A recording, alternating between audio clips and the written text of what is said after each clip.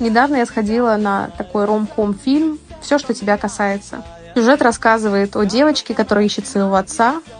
Он и ее мама познакомились 18 лет назад на концерте группы «Звери». С тех пор больше никогда не виделись. Фильм очень простой. У меня не было каких-то супер-вау ожиданий на его счет, но он был снят про мою любимую группу «Звери», и, соответственно, я не могла этого пропустить.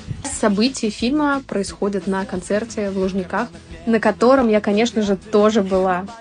И видела эту девочку, которая выбегала на сцену с плакатом «Ищу папу».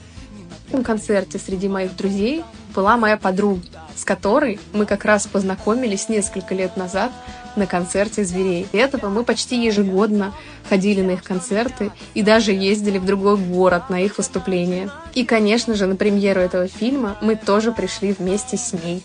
Так что, как бы вы ни оценили этот фильм, но музыка «Зверей» однозначно объединяет.